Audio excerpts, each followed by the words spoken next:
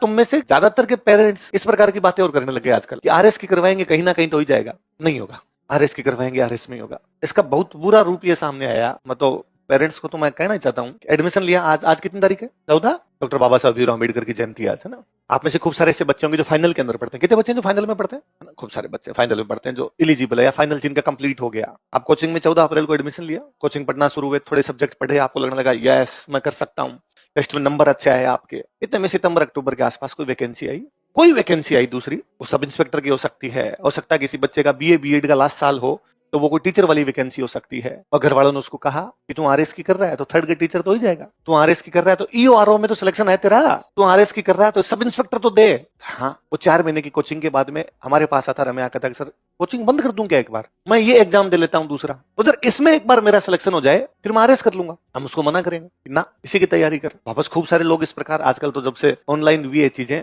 तो लोग बिना अर्थ जाने कुछ का कुछ ही बोलेंगे बाद में। कोचिंग वालों को पता नहीं है जिंदगी कितनी कठिन है। सबको आरएस लगा दोगे क्या तुम? यदि कोई बच्चा थर्ड ग्रेड लगना चाहता है क्यों नहीं लगने देते उसको? कर तैयारी, फिर उसमें फेल होता है, पक्का पक्का फेल होता है। ये बिना तैयारी के उसमें भी सिलेक्शन कैसे होगा? 4 महीने बीच में उसके लिए खराब करता है। 4-5 महीने का टाइम देके ये वैकेंसी कंप्लीट हो जाती है, 5 महीने बाद वो वापस हमारे पास आता है, 2 चिंताएं लेके। सर जब मेरा इसमें ही नहीं हुआ तो आरएस में तो कैसे होगा? सर घर वाले मेरे को कह रहे हैं कि इसका मतलब तू पढ़ाई नहीं करता होगा क्योंकि इसमें भी नहीं हुआ है तेरा। तो दूसरी चिंता ये कि सर पिछले 5 महीने का मेरा तो कोर्स ही सेलेक्ट गया, अब मैं क्या करूंगा? उस बच्चे को, उन पेरेंट्स को ये कैसे समझाएं कि तू वो एग्जाम दे रहा था जिसकी तैयारी नहीं करता? एक बच्चा जिसको आप सुबह से शाम तक क्रिकेट खिलाते हो, इसलिए तैयार करते हो कि एक दिन वो बड़ा होकर क्रिकेट प्लेयर बनेगा, उसको सैयद मुश्ताक अली ट्रॉफी के अंदर सिलेक्शन होगा, वो आईपीएल खेलेगा। फिर बीच में एक दिन आप कहते हो कि बीच में संतोष ट्रॉफी आ गई फुटबॉल की, तो ये तैयारी कर ले, नहीं होगा ना?